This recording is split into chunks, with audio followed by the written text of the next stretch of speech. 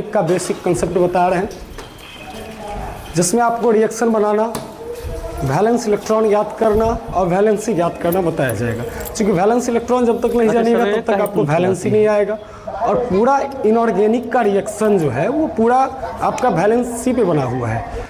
तो आज हम आप लोग को, वैसे आप लोग 11th-12th के स्टूडेंट हैं तो आप लोग को एटॉमिक नंबर ये सब के बारे में पता होगा। एटॉमिक नंबर से किसी भी एलिमेंट्स का वैलेंस इलेक्ट्रॉन निकालते हैं और वैलेंस इलेक्ट्रॉन के आधार पे हम उसका वैलेंसी निकालते हैं। वैलेंस इलेक्ट्रॉन कहने का मतलब हुआ किसी तत्व के बाह्यतम कक्षा में जो टोटल इलेक्ट्रॉन होता है वो उसका वैलेंस इलेक्ट्रॉन कहलाता है, जिसको हिंदी में आप संयोजी इलेक्ट्रॉन कहते हैं। हिंदी में संयोजी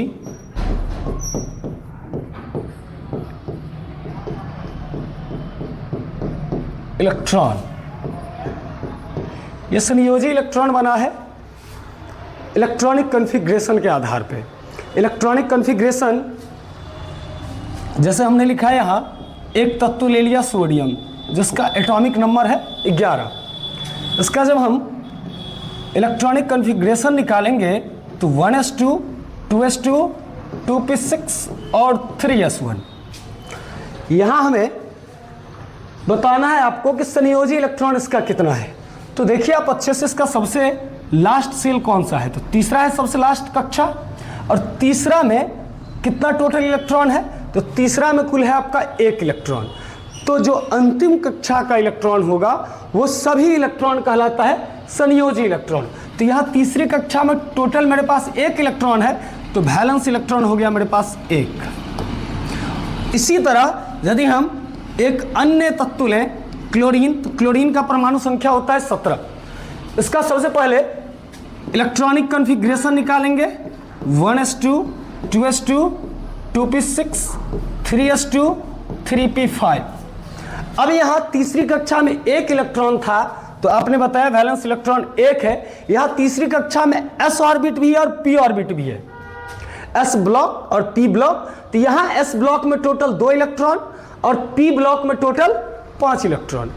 तो यहाँ जो अंतिम कक्षा है वो s और p दोनों मिला के है, तो यहाँ s में 2 और p में 5, तो कुल मिला के वैलेंस इलेक्ट्रॉन आपका हो गया 7। इसी वैलेंस इलेक्ट्रॉन पे आपका निकलता है वैलेंसी, जिसको हिंदी में कहा जाता है संयोजकता। कोई भी तत्व का संयोजकता मतलब क्या हुआ, जितना आवर्त सारणी पीरियोडिक टेबल में कुल 118 तत्व है, इस 118 तत्व में नोबल गैस वर्ग 18 को यदि आप हटा दें तो जो भी तत्व है वो अस्थायी होना चाहता है एज इट इज वर्ग 18 की तरह।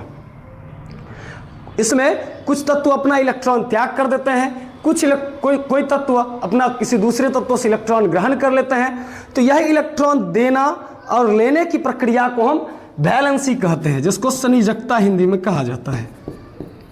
इसको आप डिफिनीशन के तौर पर समझिएगा तो कोई तत्व अस्थायी बनने के लिए जितने इलेक्ट्रॉन का त्याग या ग्रहण करता है वह उसका संयोजकता कहलाता है। जैसे हम यहाँ लें सोडियम, तो सोडियम के तीसरी कक्षा में 1 इलेक्ट्रॉन है, और इसके जब पीछे आइएगा तो दूसरी कक्षा में 2 यहाँ और 6 यहाँ, तो कुल मिला के यहाँ 8 पुर रहा है।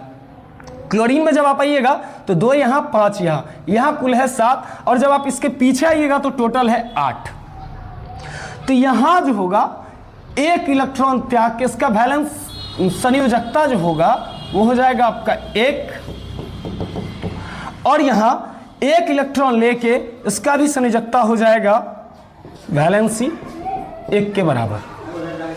मतलब हुआ संयोजी इलेक्ट्रॉन यदि 4 से नीचे है तो वह इलेक्ट्रॉन त्याग करता है, यदि वह 4 से आगे है तो वह 8 बनाने के इलेक्ट्रॉन को ग्रहण करता है। तो यह आपका हो गया वैलेंसी और वैलेंस इलेक्ट्रॉन। वैलेंसी और वैलेंस इलेक्ट्रॉन के आधार पर हम बनाते हैं रिएक्शन। दुनिया की कोई भी रिएक्शन पॉजिटिव और नेगेटिव कंपाउंड या एलिमेंट्स के आधार पे बनाया जाता है। इसको बनाने का सबसे बेस्ट तरीका है कि 2 तत्व यदि P1N1 है और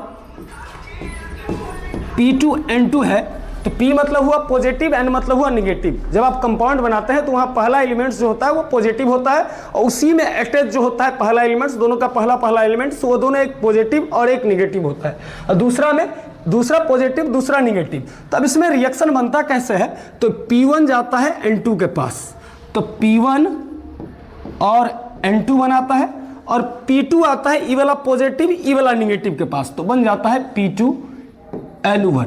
तो P1N2 बनता है पूरा वैलेंसी के आधार पे, वैलेंसी मतलब वो संयोजकता के आधार पे। ये जो रिएक्शन है आपको बनाते हैं, पूरा रिएक्शन घूमता है आपका संयोजकता वैलेंसी के आधार पे घूमता है। एग्जांपल के लिए हम एक ले लें, जैसे आप सोडियम क्लोराइड NaCl को आप जब जल से मिलाते हैं तो क्या बनता है, तो ध्यान होगा आपको 9th-10th क्लास में कि NaCl जो है वो साल्ट है, वो साल्ट टूट के यहाँ से एक टूट जाता है Na+, अपना एक इलेक्ट्रॉन त्याग के Na बनता है, और Cl जो है वो अपना एक इलेक्ट्रॉन पा के बन जाता है, सॉरी Cl- जो है वो एक इलेक्ट्रॉन पा के Cl बन जाता है। और जल जो है ये आपका टूटता है H+ और OH- में, ये अकॉर्डिंग टू 9th-10th क्लास आपको पता होगा। तो यहाँ आपको P1 हो गया आपका Na और N1 हो गया Cl। Na चूंकि मेटल्स है तो पॉजिटिव चार्ज इस पे होगा, तो अर्थात P1 हो गया Na और N1 हो गया Cl, और यहाँ P2 जो है ये आपका H+ हो गया और N2 जो है वो OH- हो गया। यहाँ H+ जो है ये ड्यूअल नेचर दिखाता है, कभी प्लस चार्ज दिखाता है कभी माइनस चार्ज दिखाता है, इसके पास ड्यूअल नेचर होता है, इसलिए इसको पीरियोडिक टेबल में एक निश्चित स्थान देके नहीं रखा गया है। इसके बारे में हम एक्सपेंडेड फॉर्म में पढ़ेंगे तब, जब हम पीरियोडिक टेबल पढ़ेंगे, ड्यूअल नेचर ऑफ हाइड्रोजन पढ़ेंगे। हम आपको सिर्फ और सिर्फ अभी हल्का फुल्का डेमो देके समझा रहे हैं। तो यहाँ से